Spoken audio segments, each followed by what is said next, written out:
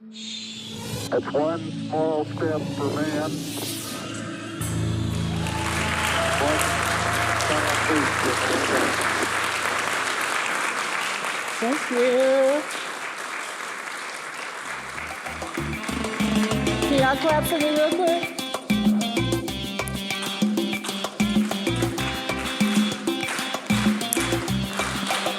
Yeah.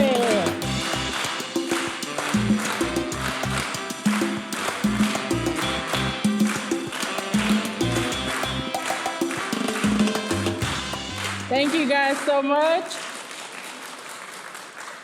Thank you all for being here. I really hope that you have gotten a lot out of the speakers so far. And I'm gonna tell y'all a little bit about myself. So 2016 was one of the most difficult years of my life. My sister and I lived with our father on the South Side, and we were both in grad school. And while in grad school, I was incredibly disillusioned by the class disparity that I saw within higher education. And that commute that I took every day from my neighborhood to the Kellogg campus in downtown Streeterville conjured so many feelings of resentment inside of me that I struggled to stay present during my program. But I had no real space to process any of that frustration, though, because 3/4 of the way through my program, my father had a major stroke and almost died. He became wheelchair-bound, and my sisters and I were responsible for taking care of him. I took out extra loans to help support my family, and upon graduating, I got a job that I hated to help support myself. Somehow, with all of that, the biggest drama seemed to be, you guessed it, the breakup that I was going through that year. It was my first love, my first loss, and when it ended, it really tanked my self-esteem, and it shaped the way that I saw myself throughout my 20s. I'm sure some of y'all can relate. But of course, looking back, I can say that it was this combination of all those things that deeply impacted my mental health. And it was actually this dangerous cocktail of hardship that led me to the dance floor. That October, a friend of mine from undergrad reached out and asked if I wanted to go salsa dancing. It was something she had found the year before, and she seemed to find a lot of joy in it. She would describe the exhilaration of walking into a room full of dancers and the validation of being asked to dance and pursued by the men in the space. It sounded appealing, so I decided to give it a try, but that first night we went out, I cannot say that it was earth-shattering. I mean, I barely remember it, and I certainly don't recall having a good time. I walked away from that event not at all convinced that salsa was for me.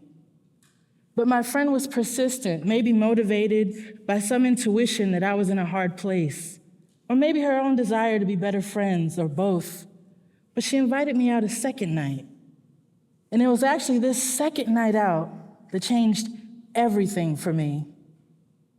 Now, I would love to get on this stage and describe how that second night out was the most amazing time I've ever had, that I felt the warm embrace of that community or the flames of desire after my breakup. Unfortunately, none of that is why this night changed everything for me. In fact, it would seem that the opposite is true. Now, I did walk into the event, and I certainly felt that jolt of energy on the dance floor. I was fascinated by those sensual exchanges between men and women, or leaders and followers. But I didn't partake in any of it. Instead, I just kind of awkwardly stood around as all the women around me were getting asked to dance. My friend, a thin and conventionally attractive young woman, seemed to have the best night of her life. She could barely rest with how often she was asked to dance, and I just stood there. Men would seem to walk up to me, only to reach their hand out for the woman next to me to dance. It was humiliating. I felt so awkward, so exposed, and so deeply unwanted. At the end of the night, when my friend and I parted ways, I gave her the most luminous and fake smile that I could muster. I promised her I would think about going out again, and then I proceeded to walk back to my car, utterly defeated. And on that drive home, I began to cry so hard on the highway. I cried so much it was blurry, it looked like it was raining. And as I'm driving and crying, all I could think about was how my life was falling apart. My family was in shambles, and I felt so worthless. And as I'm driving, I approached the shoulder on the highway. And for a moment, I considered driving right through it. Maybe that would make whatever this was go away. Ultimately, I decided to keep driving, and I looked at myself from above make that decision, and I cried even more at the realization that I was in that much pain. When I got home, I cried myself to sleep some more, and when I woke up that morning, I had a single coherent thought. You are gonna learn how to dance salsa. I had a stern conversation with myself that morning, and it seemed to come from this deep and spiritual place. I told myself that nothing was gonna have that type of control over us again. In fact, we were gonna expose ourselves to that environment and squeeze the best out of it, and we were gonna learn the skill of dance while doing it. And so that's what I did. I reached out to my friend and asked her to let me know the next time she was going out. And from there, I began what would become a near decade-long journey into dancing salsa. Now, in the beginning, though, it was still pretty rough. I would go out to these parties, and I would still find myself standing around, not being chosen for a dance. Sometimes I would peek away to the bathroom, have a little cry, and come back and still go looking for a dance. You might be wondering, why is this even a big deal? It's customary in those spaces for the leaders, who are often men, to ask the followers, who are often women, for a dance. It's a sign of desirability. But I had to do what worked for me. And so if I wasn't gonna get asked to dance, I had to be the one to do the asking. But it gave me an opportunity, and so I would stand and watch, and I would identify my favorite leaders, the ones who had really great technique or the most musicality or playfulness, and I would ask them all to dance. Some said no flat out. Some looked at me with disgust. Others would say yes, but I could feel midway through the dance that they didn't want to be there, and it all really, really hurt. But I kept going. And through doing this, I learned how to identify what made someone a good dance partner and what made something a good dance, and I learned how to focus on those things. I even connected with other women in the space who seemed to share my experience, and we bonded over how hard it was to feel adequate in those spaces. I even met a couple women who quit salsa dancing because they couldn't take the feeling of rejection of it all. And although I couldn't blame them, quitting was not an option for me because, as I said, I had my own mission and I made my own promise. But I kept going out. I kept learning. I started taking classes. I started learning other Afro-Latin partner work styles, bachata, cumbia, kizomba, and my personal favorite, cha-cha. I mean, I've even dabbled in other dance styles, samba, belly dance, Afro beats, hip hop. This journey has taken me so far, and I've become so aware of my body. I've developed such a love for movement. I've become more accepting of rejection and less averse to failure, and have undoubtedly strengthened my sense of courage and resolve. And although to this day, I still face rejection on the dance floor, dancing is often when I feel my most beautiful and my most empowered.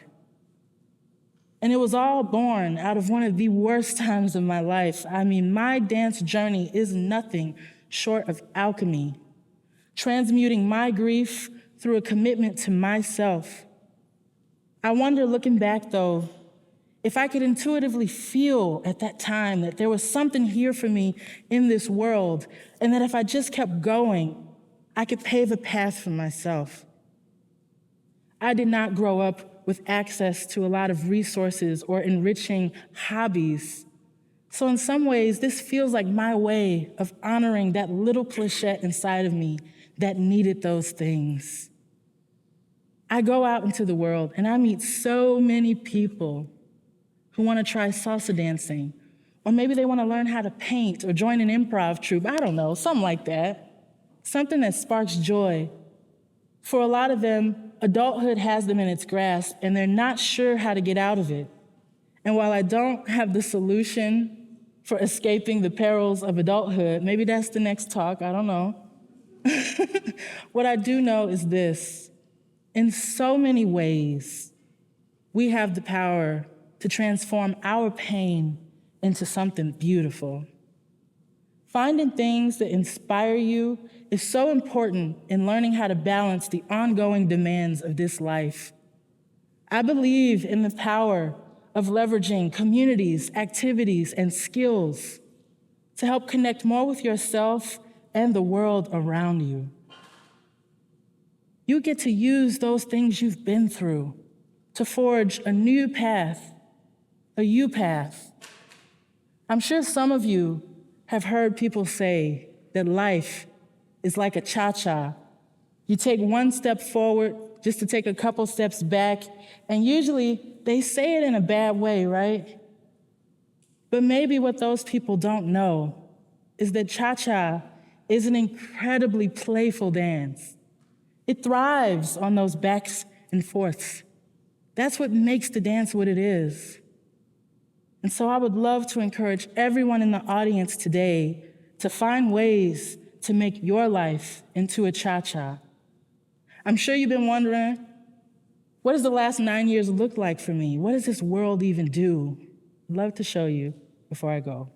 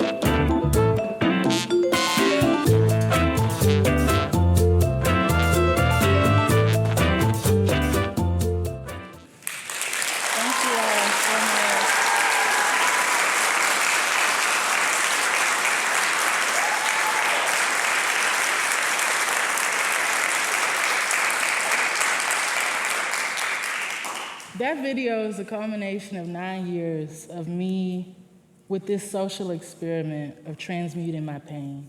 I'm so humbled to have been able to share that story with you all. And please continue to make life into a beautiful dance. Thank you all so much. Thank you, TEDxNorthwestern.